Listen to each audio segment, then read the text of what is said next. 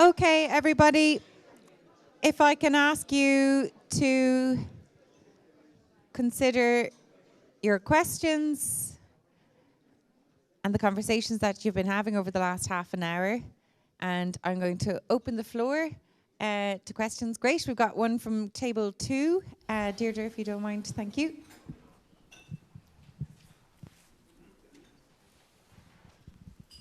Thank you. Hi, my name's Emma, and we were just discussing at our table, is a reversal of this even possible? That you've had all these policies and plans in place now, and it's not reversing, it's still progressing. So it's really our best hope here that we can slow it down. Thanks, Emma. Suitably depressing thought. It's good to get the good, easy questions out first, anyway. It's a very interesting question, and I have to say I agonise long and hard about, what we can do. I suppose what I'd say to you is that I think we have to have hope that we can reverse it. And there's a lot of bad news. There's absolutely no doubt about it. But we've been working. We had a conference 2 days ago where we hear from local community groups, and they're like, there's a lot of really positive work happening on the ground. There's a lot of engagement, and there's a lot of success stories, but they're small. What we're missing, I think, is the cranking it up, getting a critical mass of action. And I think we need this enthusiasm at the local level to spread and get more actions done. But we do need an enabling environment, whether it's policy one or financial one from the state to do it. But we have to be optimistic is how I'd answer that, I think. Thanks, Liam. Okay, we have a hand up. I can't see. Is that table 9? Okay, thank you.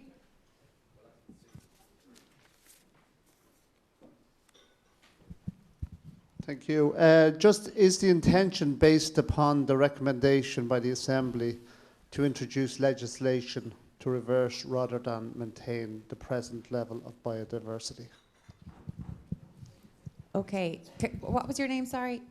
Charles. Thank you, Charles. So is the intention of the Assembly to introduce legislation to reverse rather than maintain? Micheál, would you like to speak? I can say something to that, and I can just say now, there's no intention of anything at the moment. This is really all a blank slate. You decide, Charles, what the recommendation will come from this, and it will be voted on. So all of those decisions are down to you. There's nothing that anybody has asked us to steer or guide or have an idea about. We have a blank slate apart from the terms of reference.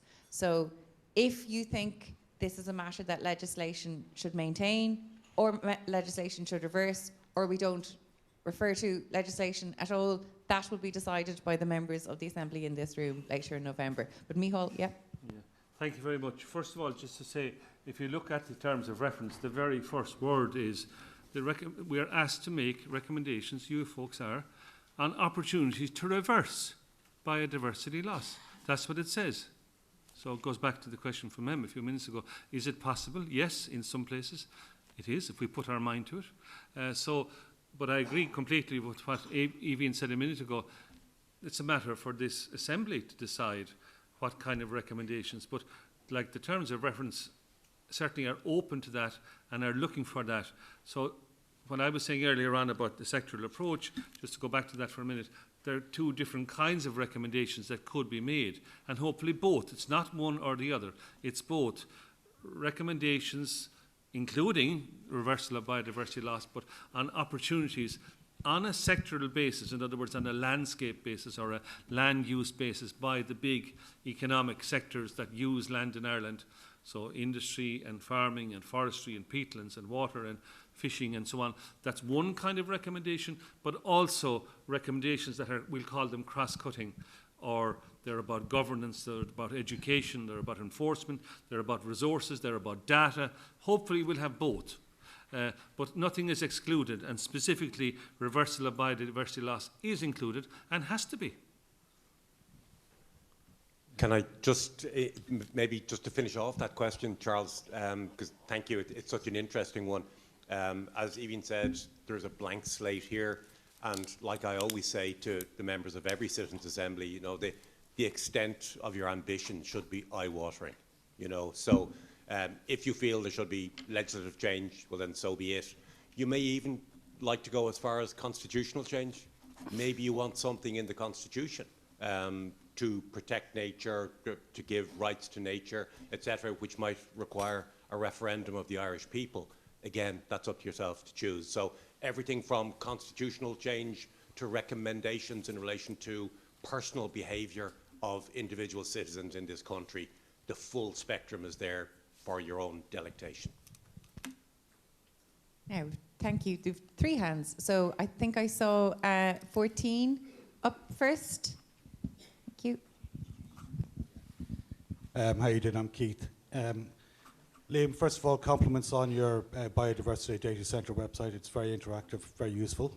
And anybody who's not on it, I'd recommend you go on it.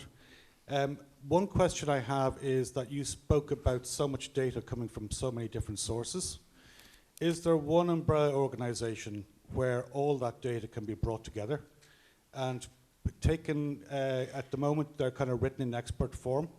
Is there a way that they can be actually translated into public digestive form and brought into one place where everybody doesn't have to search through every link and website to try and find the information they're looking for? Thank you, and thanks for those observations, comments. I suppose really the National Biodiversity Data Centre's ambition is to kind of to be a centre of excellence around the science behind and the evidence behind biodiversity and biodiversity loss. And definitely one of our jobs is to try to bring as many disparate data sources together, and that's our ambition. We've only been partially successful in that job, and there's far bigger players than us that have very valuable data. So all I could really say is that one of our ambitions is I think we're well placed to you know, our only remit really is data and science and evidence. We're a kind of a neutral organisation in that sense, and yeah, if we could play that role, we'd be certainly very happy to do that. But of course, we would need additional resources and funding and all those things that you'd put in the recommendations to government. You can start noting those recommendations. Thank you for that, Keith. So we had a couple more hands. I know table 4 was one, table 7, table 11. Oh, there's tons of hands now. What I might actually propose is I might take 2 questions at a time, and it might help us get through. But again, whatever we don't get through today, we will come back to tomorrow. So I'll come to table 4.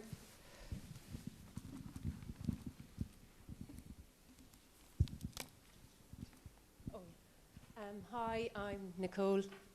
This is a question for Micheál. I was just wondering how we're going to approach biodiversity that's going through the different sectors, you know, between, you know, for example, a butterfly that lays an egg on the coast but needs peatland to fly, and it needs forestry to overwinter. That's just a random, you know. Thank you very much, Nicole. And I might answer that a little bit more broadly because a few of the tables asked similar kind of questions. And just to make it clear, maybe Carl, if you put up that slide again, that it's not one or the other, it's all of these approaches that we're recommending. And so, for example, then, yes, it would be and should be possible to make recommendations. Like, for example, if you think back on what Taz Crowe said this morning, that you need to think about the entire life cycle of whether it was the natterjack toad or whatever species or thing that you're interested in. So, therefore, if you think like that, you have to provide for, let's say, the conditions, the habitat to be there, and that could cross, as you said yourself, it could be something that both is in a town or in a countryside at different times. You know, there has to be food, there has to be nourishment, there has to be water, etc., for the species.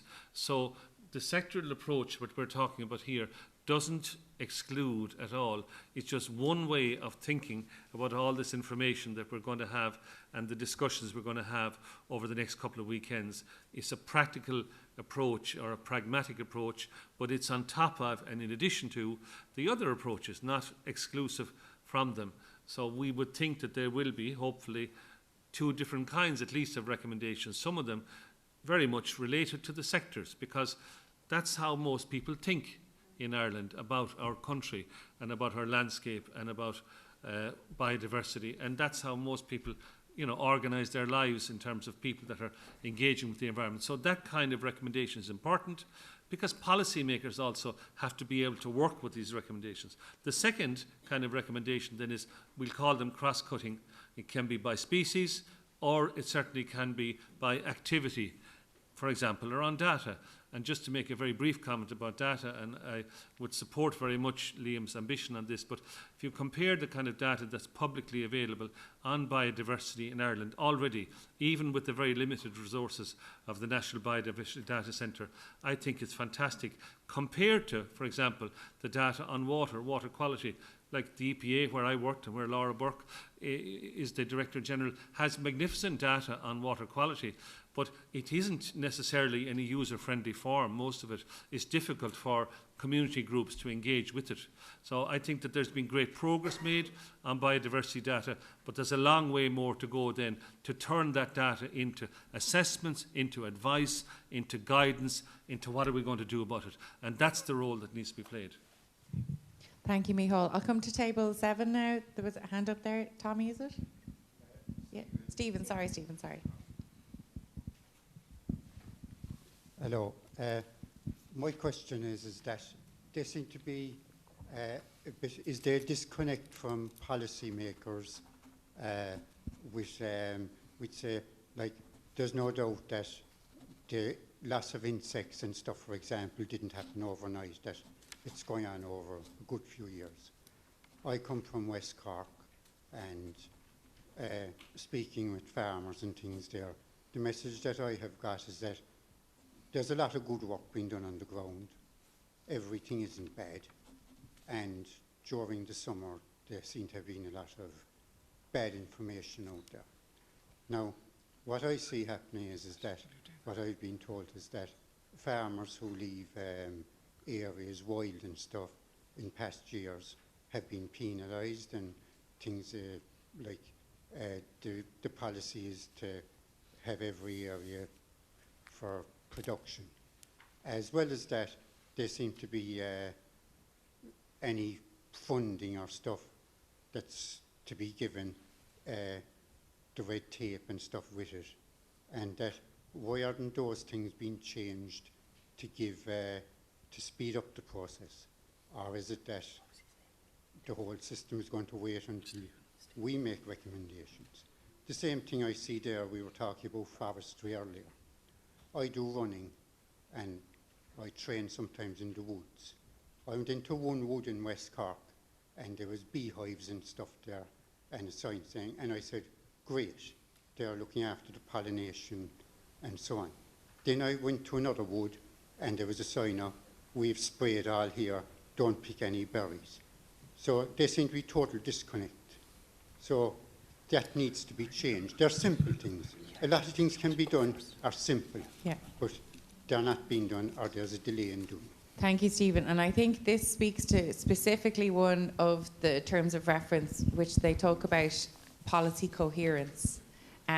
And we'll specifically deal with it when we're talking about agriculture. And I think, James, you kind of mentioned it earlier on as well, that there's a change in what farmers will have to do. I'm not going to say anything because I don't know enough, but we will specifically be talking about agriculture and forestry next weekend, Stephen, and I think the policy coherence is a hugely important part. Is there anything you'd like to add, Micheál?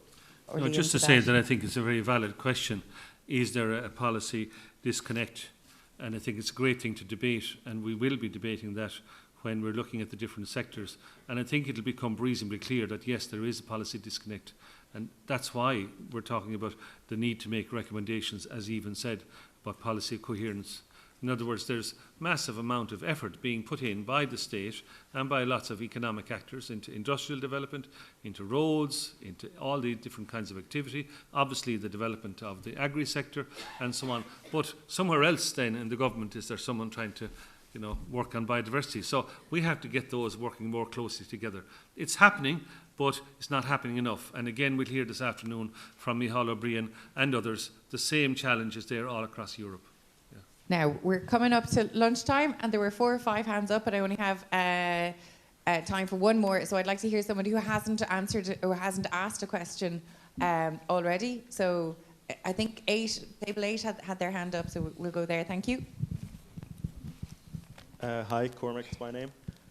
For each sector, will we hear from a range of actors, such as the community, the experts, and those with actual lived experience, and maybe hear some differing viewpoints from each of them? Yes, is the short answer, Cormac. Absolutely. That is the intention, and that's the way we're going to try and, let's say, present information so that there is a balance from the point of view of people who are working in the sector, let's say, in an economic sense, the people who are contributing to agriculture or to fishing or whatever, forestry and peatlands, as well as then the experience of people who are working in the community sector or NGOs. So there will be a diversity of voices or advocates. We will be trying to provide as much baseline information as possible and then hearing from different perspectives. And that's how you'll see the shape of the programme over the next couple of weekends. Yeah. Thank you, Micheál, and thanks for that question, Rory. On that, we're exactly 1:15. I think everyone is deserving of an hour off now after that very intensive morning. So thank you all sincerely for all those questions. We will keep answering them tomorrow. Thank you for all the discussions, and I think we're off to a wonderful start. So, Chugorjacus live, and I think we can end our first session with a big round of applause for ourselves. Okay.